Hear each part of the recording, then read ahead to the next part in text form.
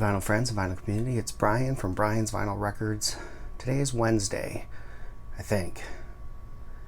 Well, I think it's Wednesday. Anyway, it's time for another installment of Vinyl Editions. I did not get to the record store this last weekend. I don't know if I'll get there this weekend or not. We'll have to wait and see. But I do have a good stack of records here that came from online purchases through several different places and all that stuff. This last week has been interesting. As of Thursday, I posted the video showing the cool haul that I got. I think it was Thursday last week. The really cool haul I got from one of my dad's friends. Really neat. He was really excited when I told him about it.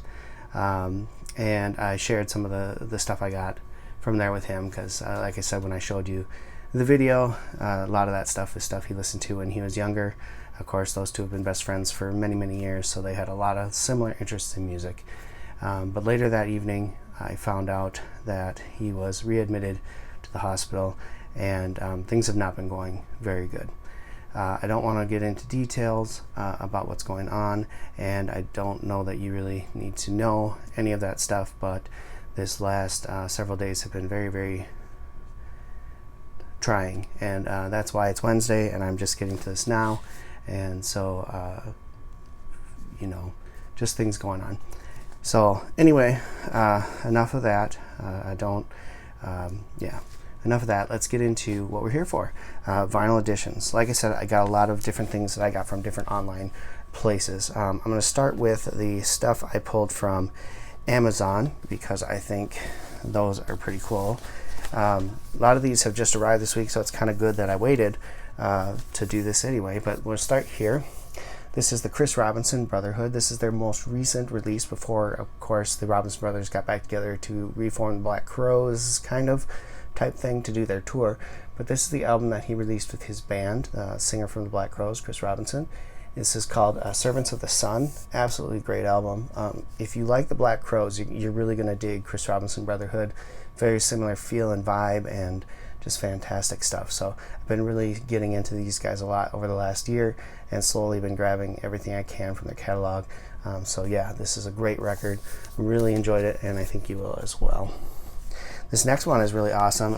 So this was announced, I think, in February, and this is one of the few albums that really didn't get their date pushed back due to the COVID crisis, and I think because they probably already had it pressed and all that stuff. But this is Prince's The Rainbow Children. So this came out in 2001, and I remember this coming out, but I don't remember a whole lot of fanfare for it. I want to say that this might have been one of those releases that was only exclusive to certain stores. I can't remember exactly how it worked, but this was his album that he released just after converting to become a Jehovah's Witness. And so this is kind of like a utopian society. A lot of stuff about God and things like that on this album, which are things that Prince never really did a lot of songs about. So it's very jazzy, very funky, great stuff, and I really enjoyed listening to it. I had not heard this album before until I picked up this copy. So other ones that Prince released too on the same day were One Night Alone and The After Party, some live stuff. I did not buy those. I might get them down the road, but I didn't really want to buy them at this time. So this is the one I chose. It's a studio album. That's why I think I picked it up. But really good, fun listen. If you haven't heard it, I recommend going out and checking it out. Here's a cool one here. This is from Amazon too. This is John Paul White. Now, John Paul White, as I mentioned many times before in previous videos, was one half of the duo The Civil Wars with Joy Williams. This is an album that he released that predates the Civil Wars days. This is interesting, right? This is, I think this was released in 2007 or 2008. I can't remember. But anyway, this might have been even earlier. This is interesting because this comes in a really different package. These are two cardstock pieces that had the cover artwork printed on them and then just kind of placed together to sandwich the vinyl itself. And so this was a 2013 pressing, I think it was, and that's just how they came, and they never really repressed it any other way. So kind of a neat little packaging idea.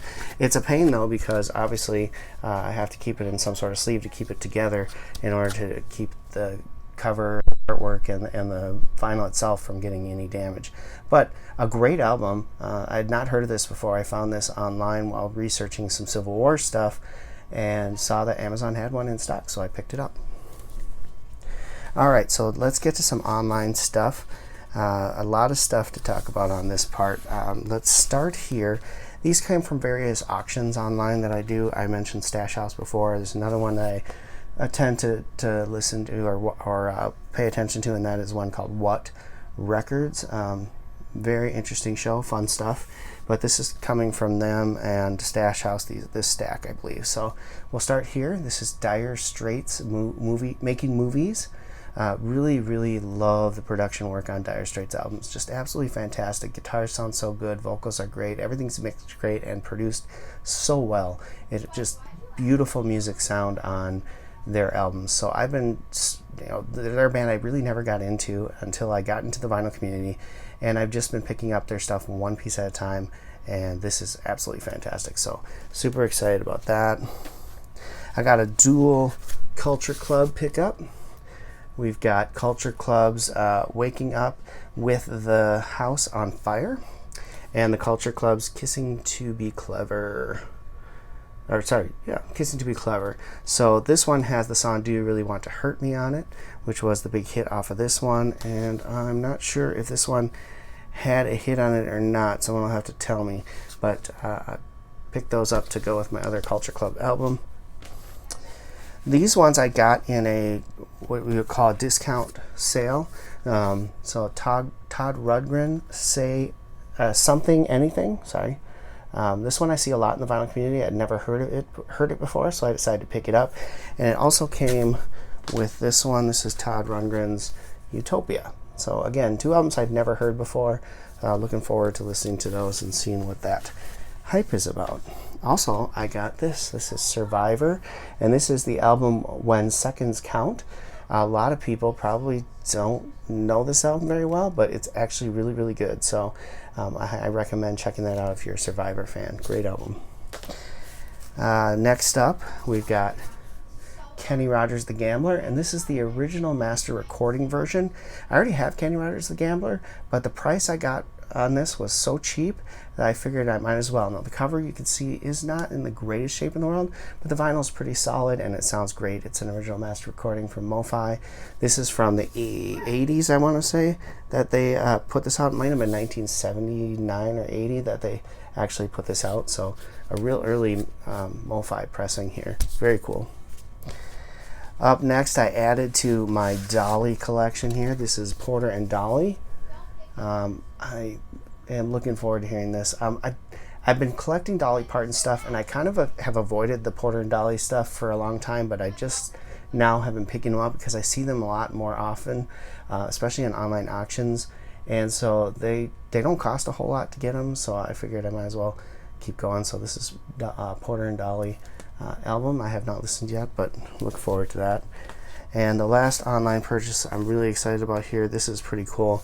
This is an unofficial release, so a bootleg copy of Stevie Ray Vaughan. This is live in Albuquerque and Denver on the 28th and 29th of November 1989. It's, like I said, an unofficial release, but it sounds absolutely fantastic. This came in today. I'm really excited about it. I listened to the first half of it so far, and it just sounds incredible. So Stevie Ray Vaughan, live stuff from '89, just really good. The last album to show you today, I'm really excited about. So I mentioned on the last episode about the Winona Judd, how I found it on Discogs and got a super good deal on it. Well, this one was even better. I couldn't believe it. This one was listed on Discogs as I think it was listed as a G plus copy. Only because there is a warp in it, and there is definitely a warp in it, and it's actually more like a crease in it, not a warp. But he said that it would play through, and he listed it without a cover. So I had emailed asking about the warp and then asking about the cover, and when he responded back, he told me that he does have a cover. Wasn't sure why he didn't list it with a cover, and that the cover is in really good shape. And so I told him I'd be very interested in trying it, and that I had gotten a vinyl flat and I would love to see if it could fix the warp that he had on there. And he ended up giving it to me for an insanely low price for this album. And so that album is Queensryche Operation Mindcrime. This is a 1988 press of the album. So it's an original EMI press of the album. And the cover looks great, right? I mean, no splits, no tears, very little, if any, crease at all, just a little bit up here. And then it does have the punch hole in there, but otherwise it's in absolutely fantastic shape. So I took a chance and I've ordered it. And like I said, he felt bad that he was sending me something that was potentially, integrity of play was at it. Camera problems. Anyway, so here's what I got. This is the album, and I don't know if I can get it to show on the camera or not, but there is a crease in the album right there. So you can see right there, a little crease in the album. Now, what it does is the album will play through no problem, and what you'll hear is a thump every time it goes on that crease. But it only affects the beginning of the album on both sides, and those just so happen to be like, if you ever heard the album, it's a concept album, and those happen to be like the doctor's office calls and the nurse calls and all that stuff going on. So it's just background noise, no real music has started.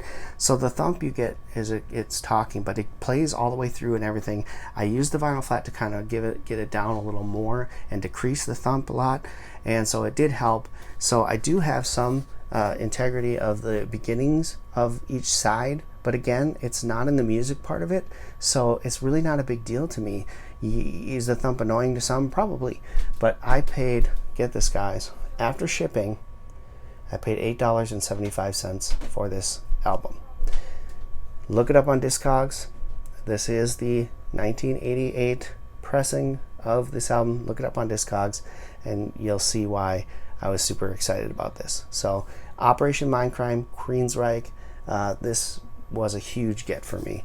Now I do have Mindcrime, Empire, Rage for Order, and Promised Land, which are 4 of their best albums. I do need to still find the EP, self-titled EP for them to kind of get that original stuff going. But just absolutely fantastic stuff from Queensryche, many people's favorite Queensryche album as well. So there you have it, guys. That is my vinyl editions video for this week. Thank you so much for watching. I appreciate every one of you, and do me a favor and just keep my dad in your thoughts, and if you're religious, keep him in your prayers. I would definitely appreciate that. We're hoping that things turn around and things will look better, but we just don't know at this time. It's like I said, not looking great, but he's a fighter, and that means a lot too. So thank you all for watching. If you're new, please hit that subscribe button. If you like this video, please give it a thumbs up, and don't forget to please leave a comment below. I love interacting with the vinyl community. It is, gives me a lot of joy to go back and forth with some of you guys. So thank you again, and until next time, keep spinning, vinyl friends.